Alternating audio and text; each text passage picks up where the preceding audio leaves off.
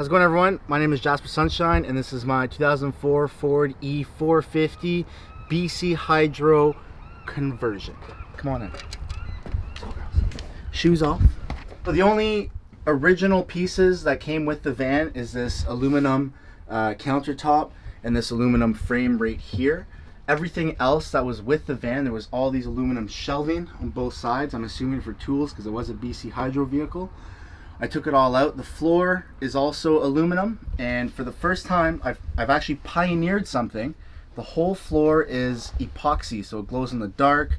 It's got a whole bunch of different colors intertwined. My inspiration for this entire design was my dogs. So I had a camper van and it was quite small, and I wanted a very open concept.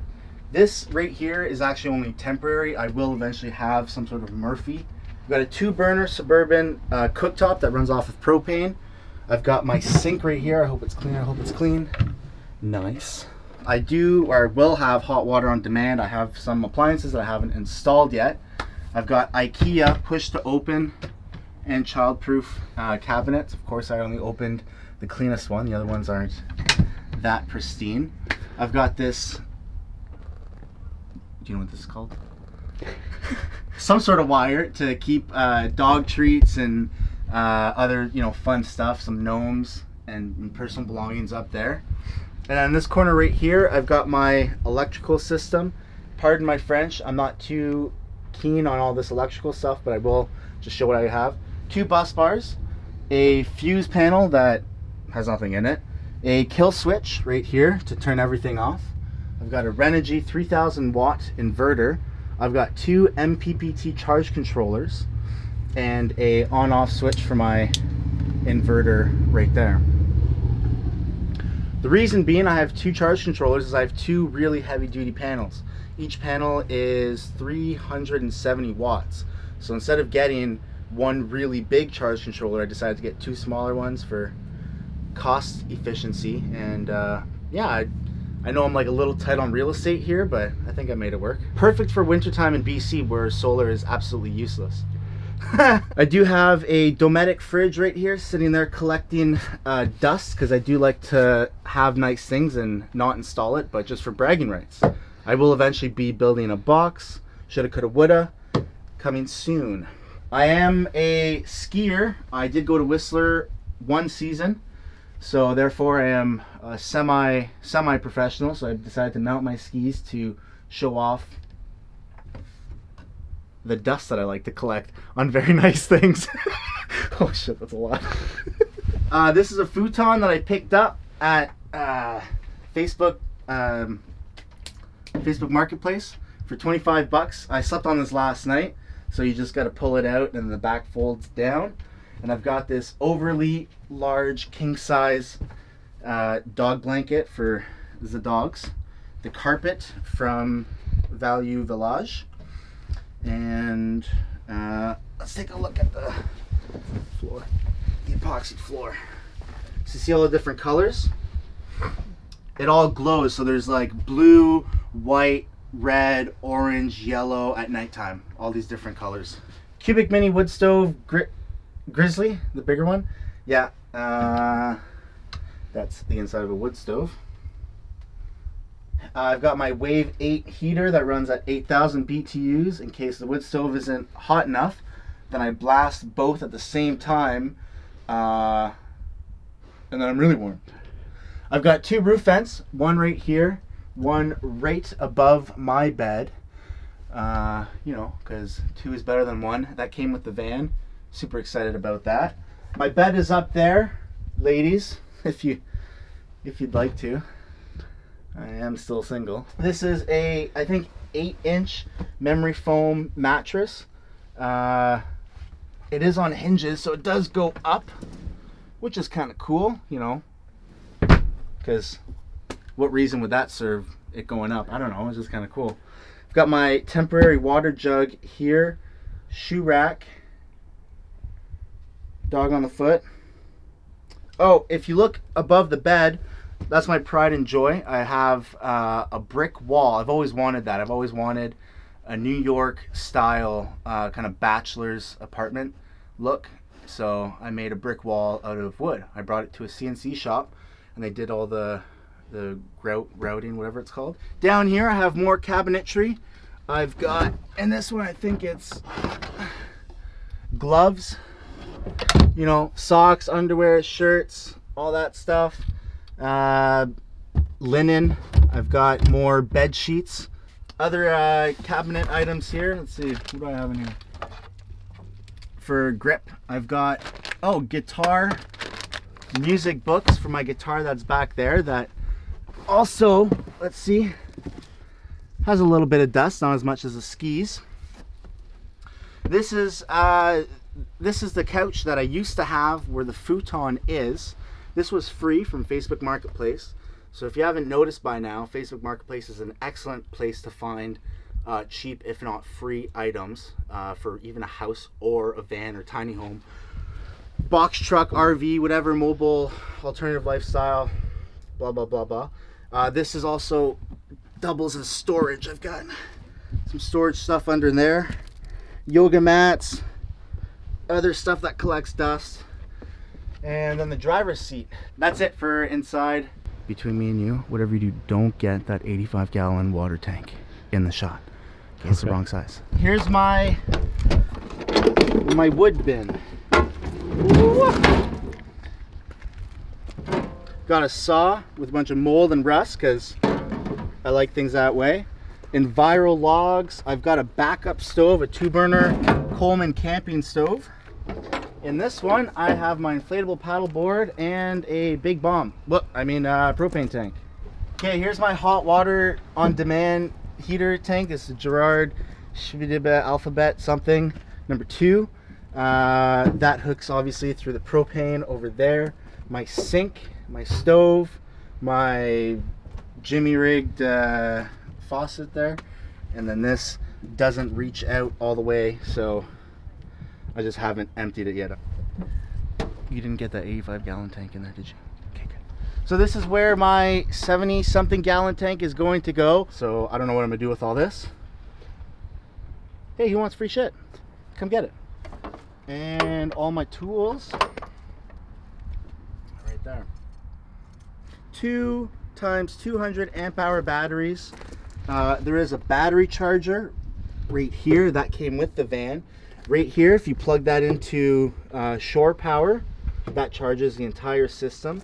Here's the battery isolator, and I think that's a bus bar that connects to the back where all my electrical components are inside the vehicle, already set up. The cables that came from under the ground, I epoxied over top, not knowing what they were for. Turns out it was for my electrical system, so good job. I actually almost cut him. I called my electrical friend. I'm like, should I cut these? He's like, what are you doing? I'm like, I don't know, man. I got dust on my skis. What do I know about life? So yeah, that's my van. Yeah, so I live in this one because the camper van was not really big enough for me and 2 dogs. And it was more of like a camping lifestyle. Like van life is cool and all, but if I didn't want to have to take out something to do, like that's why I upgraded from a camper van to this one. I didn't have a sink. I had to boil water to do, you know, like to do dishes and stuff. It was just too much of a camping lifestyle, not enough of a regular, you know, like conventional lifestyle that I wanted. I can only do that camping shit for so long, so I wanted something that's more of a home. And then why I got into the van was just it's cheaper. You're not paying a mortgage. You get to travel around. You know, I spend like a couple weeks per city that I go to, so it's a good lifestyle. And my mom tried to get me in an RV, and I wanted to put things where I wanted them to be as opposed to having it already set up. Because like RVs are amazing. Like if you want a mobile apartment, basically, an RV's awesome. You just move in, right? I wanted that, but I wanted my own format, and I didn't want to have to buy something and then rip it apart and then put it back together. Also, this thing is incredibly stealth. Like from the outside, the only thing that gives it away is the bike rack on the back. You can't see the solar panels. When the roof vents are down, you can't see them. You know, it's so high. No one's looking. No one's saying, hey, you know, Mr. in the RV, you got to move. The van itself isn't that much. This was 10 grand, which might seem like a big number if you're just looking for like a $2,000-$3,000 vehicle. But if you take into account the amount of years that I will be in this, I was in my camper van, which I could probably fit my camper van in here, right? I was in that for a solid year, which means that's $12,000 worth of rent, right? So doing the quick math, right? $1,000 a month, 12 months, 12 grand. So then I just think, okay, well, I want a bigger vehicle, and so I'm going to be in this for at least 2 years. So 10 grand, nothing. And then, there was a few trial and error things, like, did I mention the floor?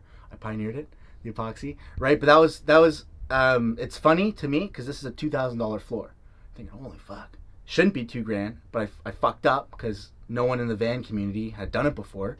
So there have been, unexpected expenses like that have kind of, turned my upside down frown, downside, whatever the fuck. It makes me a little sad, 2 grand. But in the long run, my overhead cost month to month is significantly cheaper than if I had a mortgage or rent. So what are the benefits of this lifestyle? You get to be wherever you want to be. I park at a beach. I park in a forest. I park outside of a bar. I can go get hammered and then crawl into my vehicle right outside. I don't have to worry about taking a cab home or taking the bus home. I don't know how that's like an encouragement. Hey, anyone wants to get hammered? Move into a van. You'll be fine. You just get to it really depends on your goals. I wouldn't recommend this for anyone and everyone, but my goal is to slowly, like a snail, see as much of Canada and America as possible. And in my camper van, I have been able to fulfill that goal with the Midwest and the Western United States. Next is Canada. Probably this year, I'm probably going to slowly creep across Canada. So that's a cool advantage. I don't have to pay for hotels. I have literally everything I need. Bathroom and showers. You didn't see my piss jug, did you? It's under here. You want me to show you guys? I just pissed in a jug. I shit in a bag. That's plain and simple. What do you think that you like? Well, I get that question quite a bit from people who have never done this lifestyle. Where do you go take a crap? There's coffee shops, there's places always open, and if there isn't, you just literally, I can't believe I'm about to fucking do this. You might want to edit this out. You just squat down over a bag and you poop. Or you can get a bucket, a lugaloo, or you can get those. There's lots of options, You can buy an RV that already has plumbing. For showers, I'm going to be installing a shower right here. It's going to be a collapsible one, right? Or you go to a community center, you pay $5, or in Vancouver, metropolitan Vancouver, they have a homeless initiative, and all community centers are free for showers. So it's not, nothing to it but to do it. You figure it out as you go, or you just don't shower. Some challenges that I face in this lifestyle. It's gonna sound weird, but none right now. I have no challenges, and I'm literally setting myself up to get some challenges, but I have such an incredible space. It's been such a work in progress. Last summer of 2019, so 7 months ago, I literally started telling people I'm going to sell my camper van and get a bigger space because that is going to alleviate a lot of my problems of space with dogs, where to park. This is way more stealth than a visible camper van. So, financial issues, not really. Simple survival necessities. I have heat, I have shelter, I have access to food and water. Water's always free, by the way. I go to a gas station, and almost every gas station has a faucet outside, whether they're open or closed, and you can just go fill up water. Good parking, good people, keeping an open mind and attitude, and just trying to find the best and everything. And literally, I'm having a great time right now in life, so pretty happy about that. You don't have to rush into it. That was, I think, my mistake with my camper van. I knew I was gonna get a dog. I bought a camper van, and I knew I was gonna get a husky. So then I got a husky, and it was okay. I didn't plan for the future. I knew I wanted it. I'm someone who can't wait. if I want to go to a movie, or I'm just gonna go, and if it's closed, I'm gonna throw a fit. It's like I want it now. Like I'm an entitled. Why am I saying this shit? You don't have to rush into it. You don't necessarily need to do you don't need to reach your goal tomorrow. You can work up to it. So if you live in an apartment or a house, or you live with your parents, or you're in a relationship and both of you are thinking about jumping into this lifestyle, you don't have to rush it. Get a rental SUV, get a U-Haul, and go and experience it. Because even though I just said that I don't have any challenges, that's through a year and a half, almost 2 years of being in this community and going through all those challenges. Leaks, like running out of water, running out of food, propane leaks, breakdowns. There's so many things that can be such a big deterrent where you see this glamorized lifestyle, and you even did a documentary about that, right?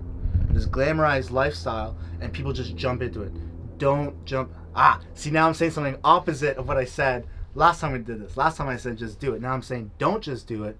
Take your time and ease into it. Like Happy Gilmore says, just tap it in. My personal philosophy and what I try to live my life by. That's getting deep, Forrest. Damn. It changes. It depends on what's going on in my life. I've gone through lots of phases. Like last summer when I went down to Texas and I adopted my second dog, Minnie, the smaller black one. I was like very internalized. I went to lots of van meetups. I met lots of great people, and I didn't want to participate in those events and build those relationships with those people. And I regret that. But that's also something that I had to go through that morphed me into who I am now. Last night there was 5 of us in here partying, drinking and smoking. So right now my philosophy on life is go with the flow and just have fun. Just, if it's raining, put on a rain jacket. Don't complain about rain. If it's muddy, roll in it. Who cares? It's all about your perspective. And if you go into it trying to fight what's naturally happening, then it's going to be tough. But if you just, roll with the punches, and it's a lot easier. Make friends with the community. Make friends with the people around you, because it's awesome. Everyone has their own story. Everyone, my mistake. This is another answer through personal experience. My mistake I really pushed myself out of the van community for a little bit when I've been traveling, because I found that most of the van community is kind of like how this interview has gone, or this video. What do you have for solar? What do you do for this? What do you do? It's all van. And I don't really like that, because I think that there's more to people than just what their home is, right? It's kind of cool at first, but then it gets repetitive and annoying. And I tried to fight it, and that didn't work. And then I just found myself isolating myself from the community, as opposed to just rolling with it and then trying to segue politely out of that. Oh, cool, you have 300 watts of solar, so what's your favorite bar in town? Something that simple. Get to know people in the community. Go out for drinks. Go swimming at a pool. Go bowling. I don't know. But people in this lifestyle have obviously taken some sort of leap, whether it be, their hand was forced and they had no option, or whether they literally just want to try it out, whether they're part-timers, whether they're just traveling for a month. Doesn't matter. But this is such a cool thing to actually do and get to know people, and not just people in the community, just people in general, right? Don't isolate yourself to just talking about solar and van shit. There's more to that. Instagram, Mr. Sunshine Baby, and YouTube. I just forgot my username. Jasper Sunshine. Yeah. Either or. Hi, I'm Forrest. I'm Emily. And this is Ronnie, and we're all part of the different media team. So if you guys enjoyed that alternative dwelling episode you just watched, there's a playlist popping up now where you can continue watching. Or you can go to our second channel where we travel around in this 1989 Toyota motorhome that we restored. We have all sorts of videos detailing the build that we did, what our life is like living on the road. So go ahead and check that out in the description below.